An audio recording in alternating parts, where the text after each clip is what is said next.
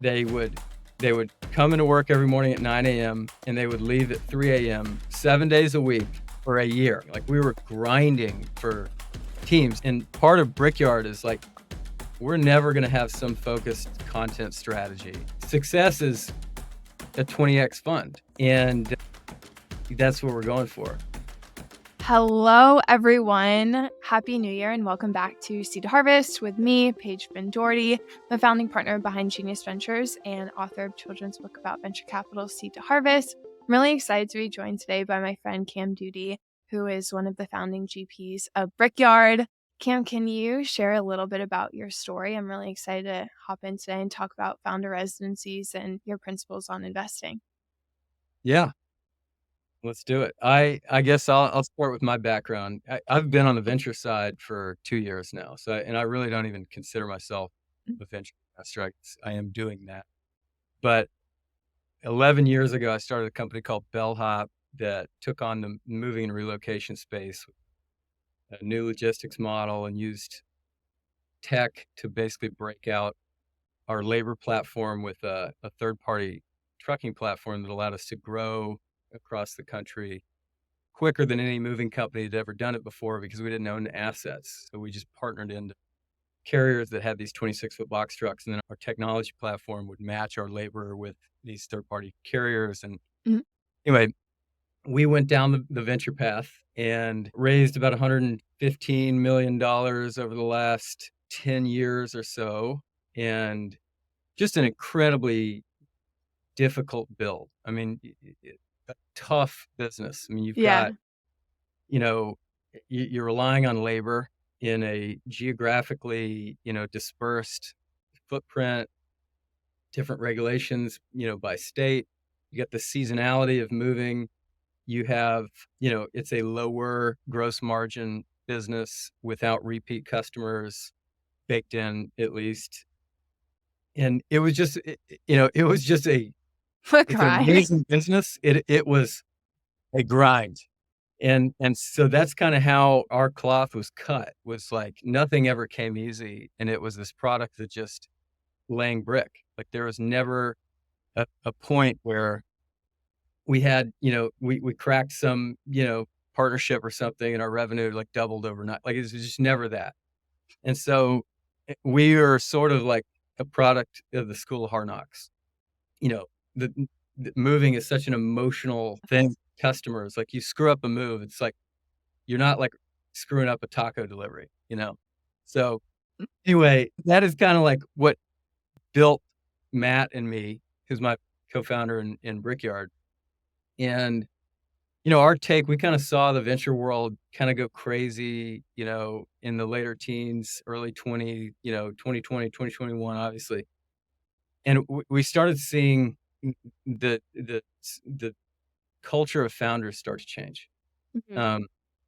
Largely driven by, I think, the venture industry. There was so much money flooding into venture for so long. Venture was able to build this narrative around, like, startups being sexy and fun and like the celebrity thing, and get professional athletes in your cap table and go to these parties and do these things. And it was like, it got to the point where it was just a mania. And what we knew deep down was, like, if you are going to raise venture capital, the pressures that you are going to be under for a decade are crushing. Like, it is, you're going to war for a decade. I mean, it is, most people have, of the 5 F's, faith, family, friends, fitness, finances, like, most people get 3 of those to focus on. Founders get 2. And one of them's already picked for you, And so you basically, it's like your company, and you can pick one other thing to focus on, and everything else is just gone. And anyway, it's just hard. So we wanted to build a venture firm that addressed the toughest period, in our opinion, in startups, which is the trough of sorrow. That is the 2 or 3 years post your first raise, where you fall off the peak of disillusionment, your first TechCrunch article, and then you're in a knife fight, of extreme uncertainty as you figure out, what the customer wants, and as you're learning into product market fit. And the only people that understand what the trough is like or other founders building in the trough or who have done it. Mhm. And so YC is the best there is at getting to teams their first race, right? Yeah. That's the peak of disillusionment. Every team comes out of YC, they fall into the trough of sorrow. And no one was focused on getting teams like to the Series A. Mhm. And so that's what we wanted to do. So our view on doing that was the most important things that you can do in the trough are radical focus Mhm. and be surrounded by super ambitious people that are in your exact same stage. And so to sort of counteract the la la land, founder culture of, flying first class and going to parties, networking events and this and that, it's like, all right, you've got to move to Chattanooga. If we write your check, you have to move here. It's a 1-year minimum, Yeah. but really the spirit of the deal is you're coming here to get to Series A metrics. It's a forcing function to get to Series A. And so you're leaving your life behind. You are picking your one thing. You're even leaving your second thing behind, maybe, unless it's Yeah. your immediate family who's moving with you. And you're like, I am going to put it all on the field until I get to Series A, and I will get there. It's just sort of like a, burn the ships sort of thing. And so we self-funded our first 16 teams. We bought this building, this Brickyard behind us. So all our teams build under one roof. We've got this 15,000 square foot building that we bought. It was an old Persian rug warehouse, and and built it into, what we wished that we had in the early days. And teams on a rolling basis, as we write a check, you have 60 days to get here. And then you join this sort of community of founders that have all burned the ships, Mhm. um, in this environment of like, it's a serious place. Like everybody here they're, they're, they're They're in put, the trough. pushing hard, Yeah. I don't know, the nightlife scene in Chattanooga is okay, but it's not the place, you come so So that's our deal. We write 300 or 400K checks into usually like $1 or $2 million rounds. You and I have done a few deals together and hope that we continue to do that. Mhm. And our view is our job is to get teams to Series A through a forcing function. It's not an accelerator. There's no programming. There's no demo day at the end. You are literally just coming to an environment of a bunch of founders and early teams that are pushing really hard. Yeah. Um, And I think that's one of the reasons why you're one of my favorite firms to work with. I think we have very different investing styles, and I love sending teams to you all because I think the forcing function of being together with a community of founders is really important. I guess one of the more logistical questions is, how did you decide between going towards a cohort based model where all the teams come in and you do it seasonally versus on a rolling basis, having teams come in? so I think that probably the honest answer there is when we first started, we didn't have a ton of deal flow, Yeah. you know? Um, and so we wouldn't have had enough deal flow to do a cohort, right? Mm, okay. And so we kind of we actually self-funded our first 16 companies because we didn't know if this was going to work. Like Mhm. we didn't know if we could attract truly top tier world-class teams to move to Chattanooga until their Series A. And by about the 5th or 6th company that we invested in, it was like, okay, we can, it's something It's is happening. resonating. The Yeah. founders that are serious are really drawn to this idea. And so then we raised a $20 million fund, which is our second fund, but it's the first fund that we took LPs. But yeah, we didn't have the deal flow in the beginning. Like we were grinding for teams. And part of Brickyard is like, we're never going to have some focused content strategy. Like Yeah. I'm not going to be flying around the country going to venture events and beating the venture drum. Like we have to stay, you know, i- we have to stay under the radar as this sort of, if you know thing. Mhm. Because we don't do that. Uh, it kills a major filter for what allows us to find really unique founders that kind of fit the profile that we look for, which are those neurotic types that don't give a crap about status or fame or any of the other things that come with raising venture capital. They just want to put their head down and grind. Yeah. And Do you wanna talk about like one of the companies that we invested in, or the first one that we've done together is a company called Coast. Do you want to talk a little bit about how you oh met them? yeah, Coast. Coast is a very, very special team. So Coast is building demos for any company that has an API that they want to sell to other companies. Right now, like API documentation is where deals go to die. Like there's one person in Yeah. the company who can read it. It's a highly technical document. No, the CEO is not also the CTO. Like they can't make a decision on this thing. And so what Coast does is they allow they essentially will scrape the code of whoever you're trying to sell to, put it into a demo so that sales teams can say, hey, if we did this together, this is exactly how our company would look if we integrated with y'all. And so it turns it into like you can send this to the CEO of a company, and the CEO can be like, oh yeah, I want this. It's just Mhm. visualize. Anyway, product's great. The founders are greater.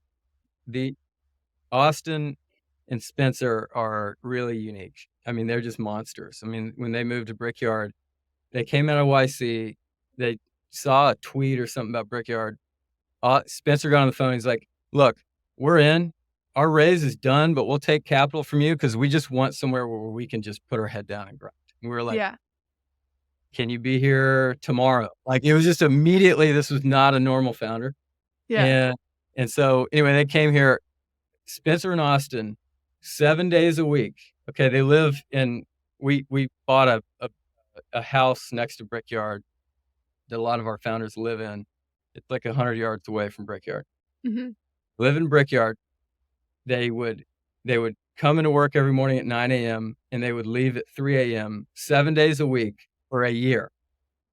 In Yeah. in in in their last week, Spencer logged 117-hour work week.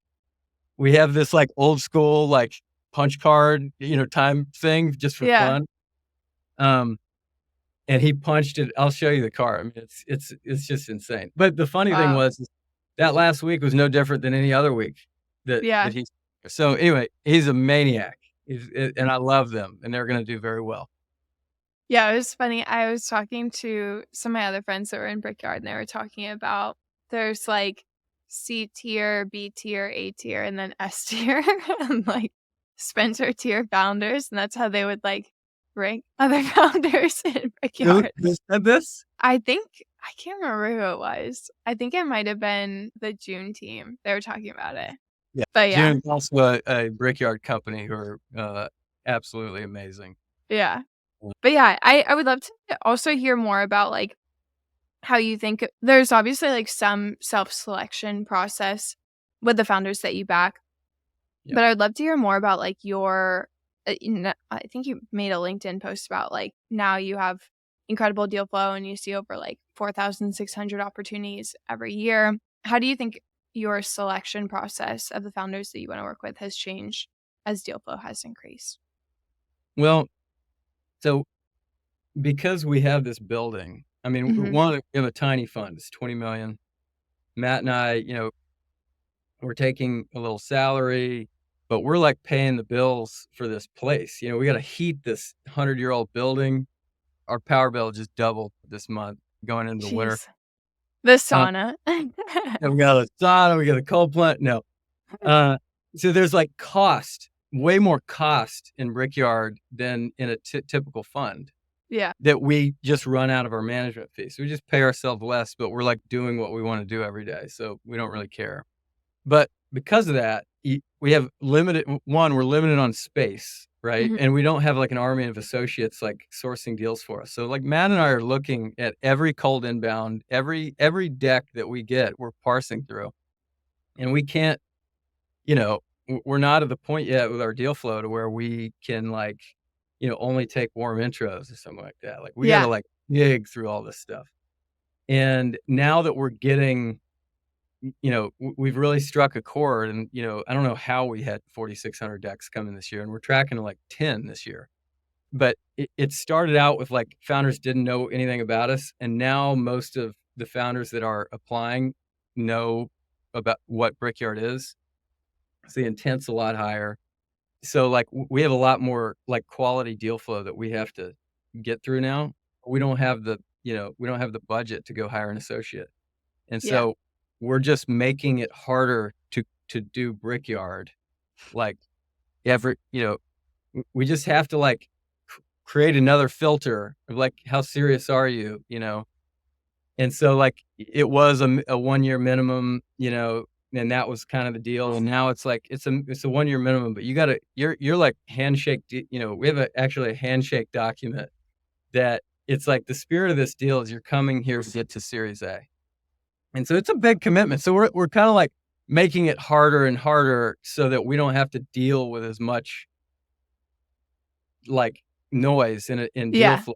We want everybody that's coming here, like they know who we are and they know that this is like kind of intense, you know? So, That's yeah. awesome. What is your vision for it? Like, what do you want to build Brickyard into? What does your vision for success for Brickyard look like? Well, I mean, we're going to be judged, this story is great, but we're going to be judged on the quality of teams that we back and the teams that come out of here. And so, success, I should mention, this is not at all about economic development for Chattanooga. I mean, Chattanooga, shout out, greatest place on earth. I mean, but Brickyard has nothing to do with Chattanooga. And so success is a 20x fund. And that's what we're going for. I love that. I think like Brickyard is very unique as a firm. I would love if you could share some more stories about like how specific founders that you've worked with have really benefited from being heads down for that intense amount of time. Well, I think, going back to my story, building Bellhop, this is actually something that we did. Mhm. When we took our first check from Lamppost, it's a Chattanooga-based firm, and it was 3 founders in the supply chain space that started this massively profitable big business, sold for $500 million and raised no venture capital. And they started taking profits of that business and investing in companies, but you had to move to Chattanooga and you had to build in their space. So this is like Mhm. a continuation of something that I did personally. And so my co-founders and I in Bellhop, we credit that act of burning the ships and going to a place where we didn't know anybody, where we could work 18 hours a day for 4 years straight. That's the only reason that we got that giant Bellhop flywheel going. That complicated, just all the headwinds you could deal with in a company. All of us say we wouldn't have been able to make it to PMF if we had not had only one thing to think about. And so there's 1,000 ways to skin a cat. We just know our way. And that's,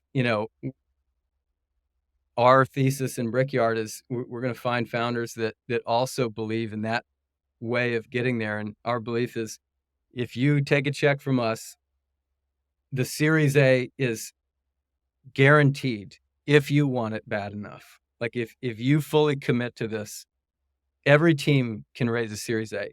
We believe the Series A is the last round that can be fully manifested out of just sheer will and determination. Yeah. Series B, not so. Series A is like hard work. If you're willing to put in the work and willing to make those painful but obvious decisions when, telling you when to change course, and you're willing to make those decisions fast, you'll find, you will find early adopters, you will raise a Series A, you will have a semblance of product market fit. And so that's what, we just know that personally, and Yeah. that's what we try to impart in our teams. I love that. I'm curious, like, who are some of the investors that you look up to or admire in the industry? You, of course. Thanks. I look up to the investors that wrote our first checks Mhm. into Bellhop's, Michael Gilroy, at Co2 is one of the best investors. He will, I don't know if I can say this. I think he's going to lead Co2.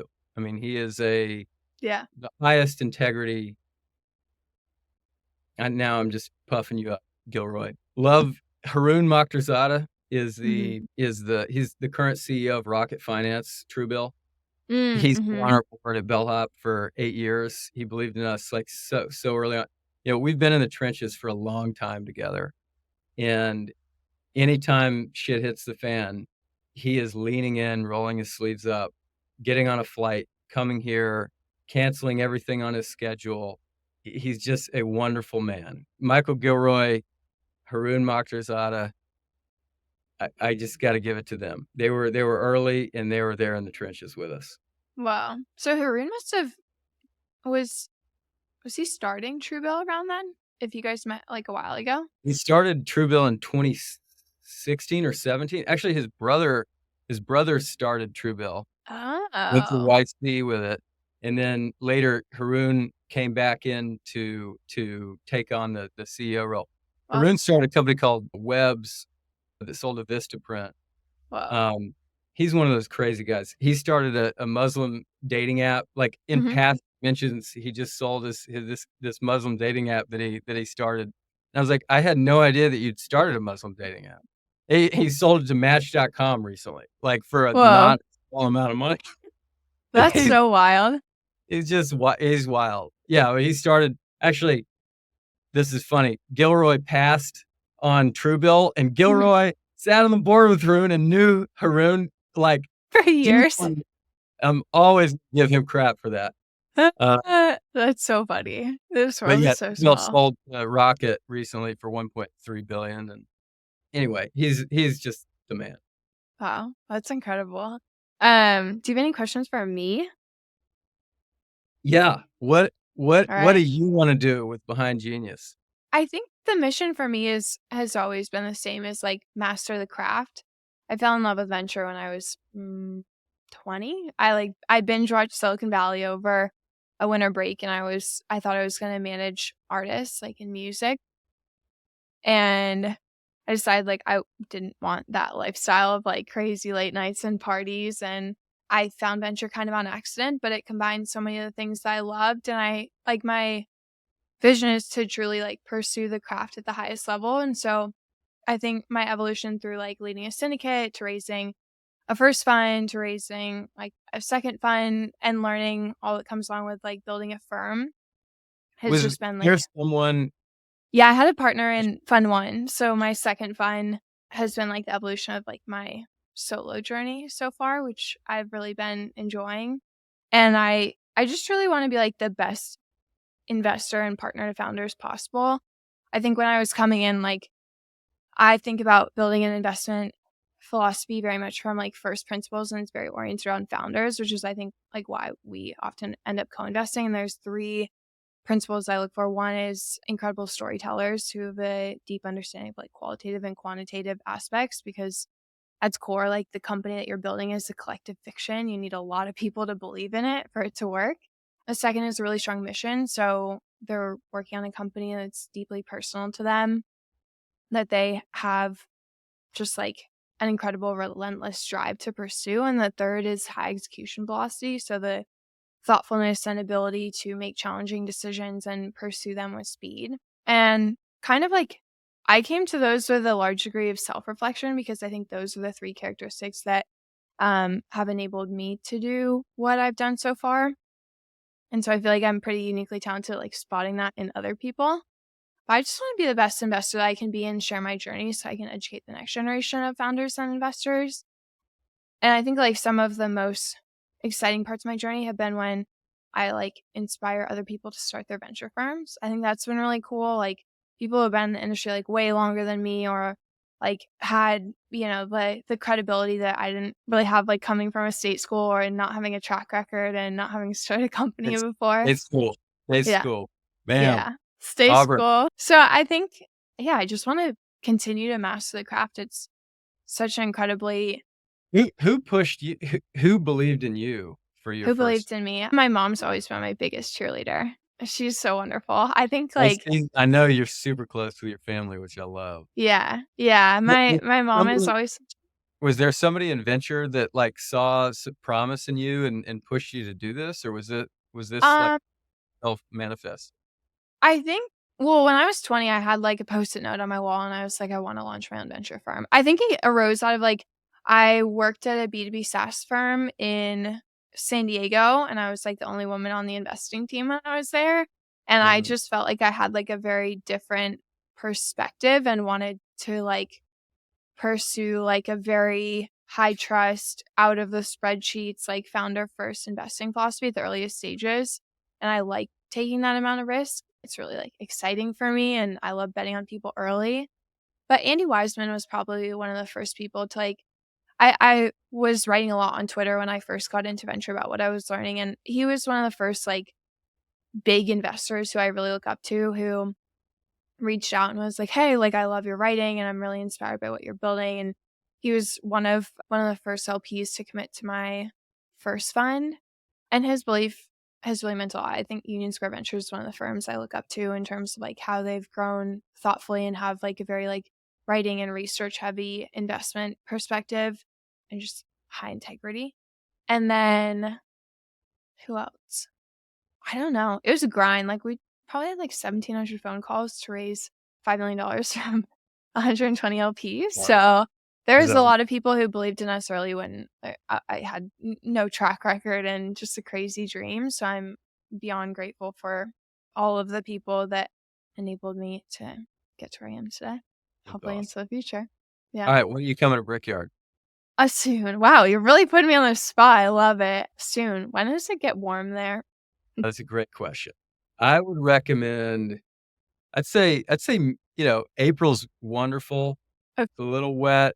I'd say May. You wanna be here in okay. May. Yeah, Okay. Yeah, I've yeah, never been to Tennessee, I don't think, so it'd be you'll love it. exciting to come visit. But yeah, thank you so much for coming on, Cam. This is so fun. I'm excited that we got to share this conversation. Any last words of wisdom before we pause? I think we covered it. Okay, perfect. And a very special thank you to Seed to Harvest podcast editor Tate Doherty for his amazing work on this episode.